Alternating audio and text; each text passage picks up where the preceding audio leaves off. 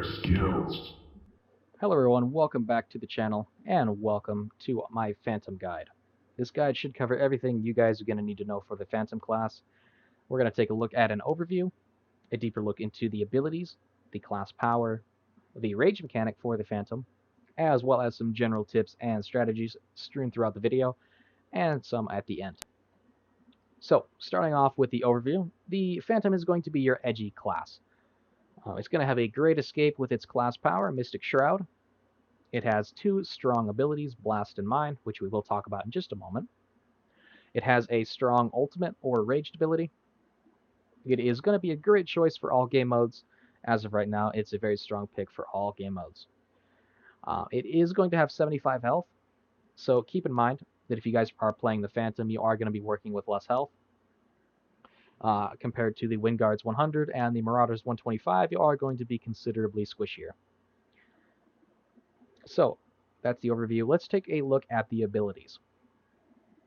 So what I'm going to do is I'm going to read through these little points for the abilities, and then we'll take a look at each one. So the Mine is going to be a good defense tool. It's going to be a great choice for Gates of Fire, and a good source of passive damage. Essentially, you place it down, and you don't have to worry about it anymore. Very simple ability to use. Blast is going to be more of your offensive ability. It's going to have great kill confirmation. It will be harder to use than the Mine, and it will be good for all game modes, though.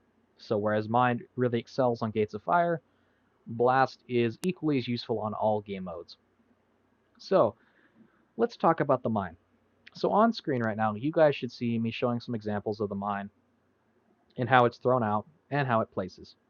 So to start off, it throws out in an arc that drops rapidly over distance. So if you guys want to place your Mine farther away, you are going to have to aim higher than what your target is. Depending on the distance will depend or determine how far up you have to aim. So keep that in mind. The blue mist around the mines is going to indicate the trigger radius. So if an enemy flies through that mist, the mine will trigger. Each mine has a 3-minute lifetime. Afterwards, they will defuse. And you can have as many mines in an area as you want. Now, keep in mind there are certain places you cannot place mines. You cannot have them in the water.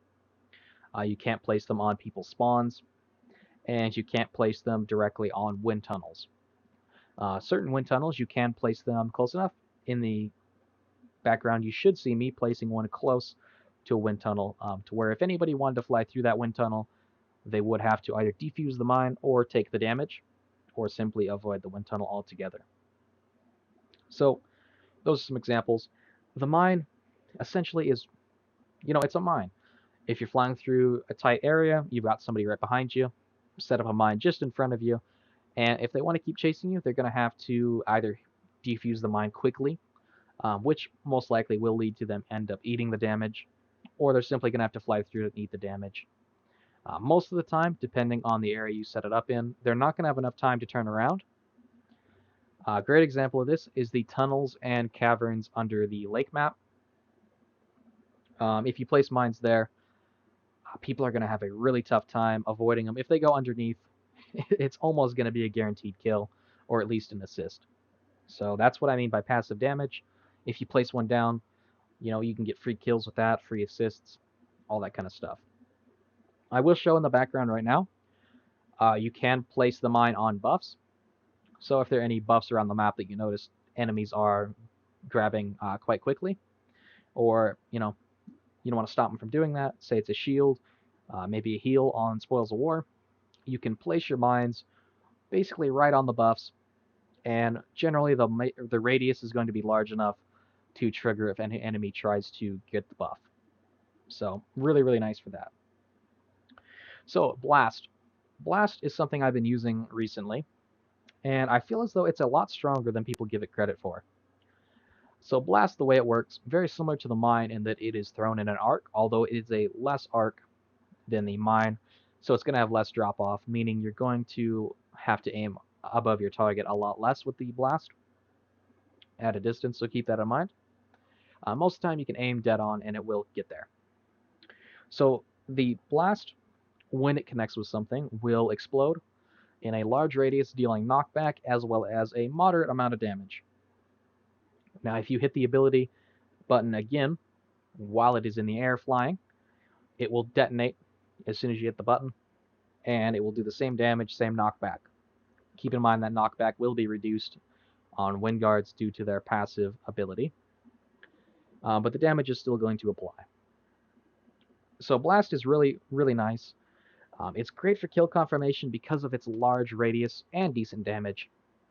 In the background, I'm showing off a little bit of a clip here, and it's kind of slowed down just so you guys can see it. Essentially, we're following an enemy, a couple of them actually, and we're going into a bit of a tight corridor, and he's somewhat low on health, so we throw out Blast. It hits him, knocks him into the wall. When it hits him, it does damage, and it knocks him into the wall, doing a little bit more damage, causing us to get the kill. So Blast can be really strong. It's a really great ability. It is harder to use because you do have to learn the timing and the distances at which you should detonate. So keep that in mind. It will take a bit of practice to get used to using it, but it is very strong.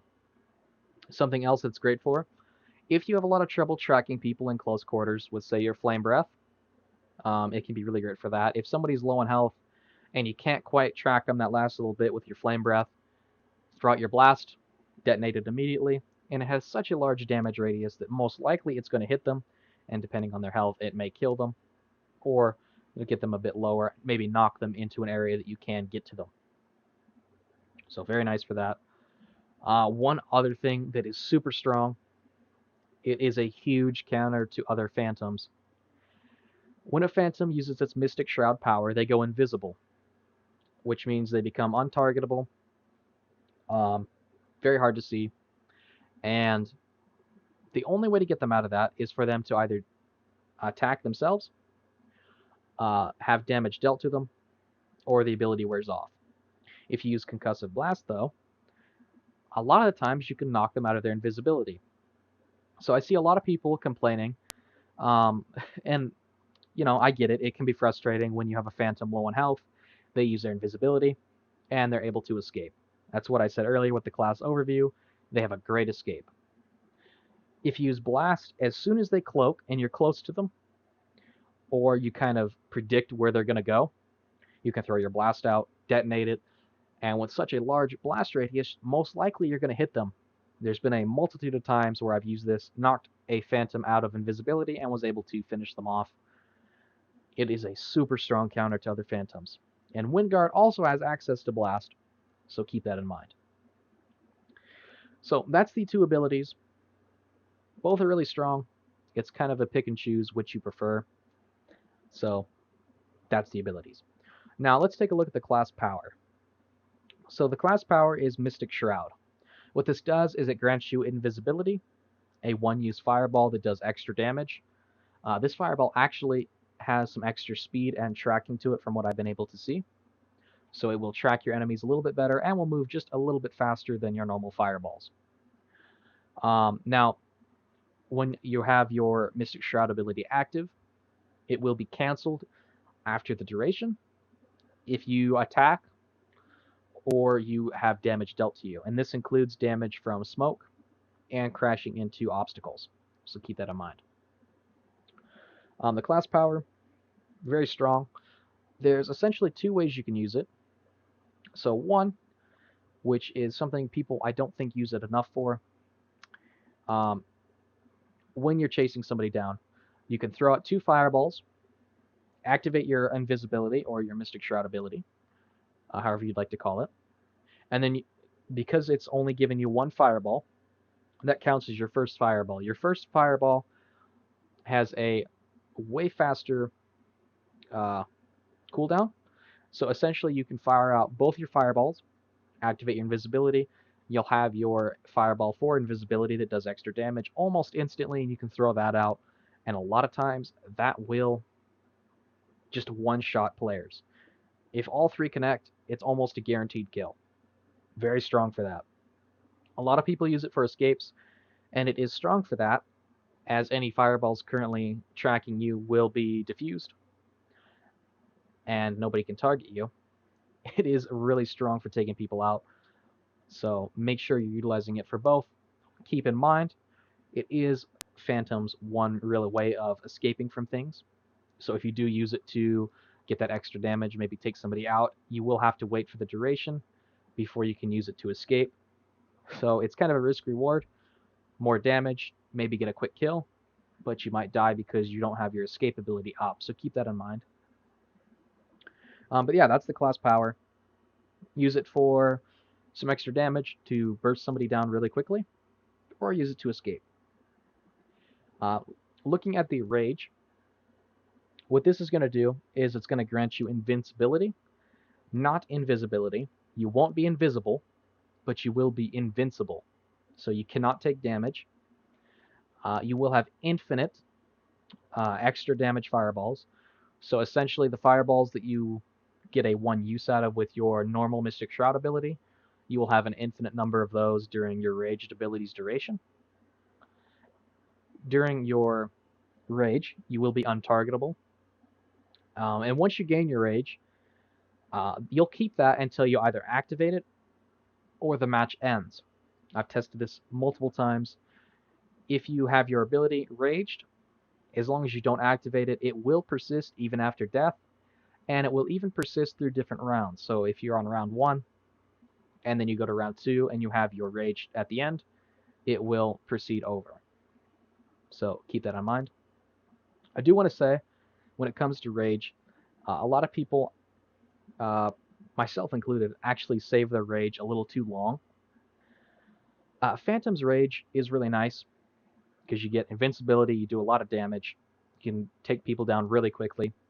But keep in mind that if you save your rage, you're not able to use your Mystic Shroud ability. So it's kind of a give and take. You know, do you use your rage early so that you have your Mystic Shroud up more often, or do you save your rage for the perfect opportunity? A lot of that's going to come from experience and gameplay. If you guys want some kind of tips on when you should activate your rage, once you get your rage, depending on the game mode you're playing, for example, for Gates of Fire, rage is super good to use against the flag bearer to burst them down quickly. In Spoils of War, it can be used to take down the greater carriers really fast, get a ton of gold for your team. If somebody's running the objective and you want to get them down quick, you can use your rage there. Gates of Fire, or no, we covered that one. My bad, guys. Carnage, really good if an enemy activates Berserk, or if a teammate gives them Berserk and they're coming after you, you can use that to escape.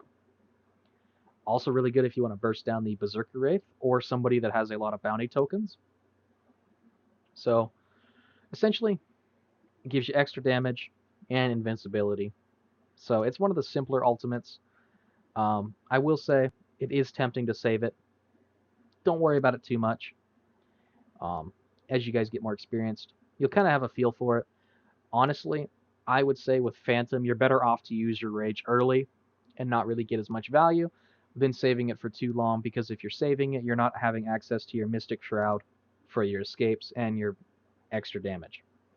So try to use it at key moments, but don't worry about using it early. It's one of the ultimates you can use early, and it's not as big of a deal because Mystic Shroud on its own is so powerful.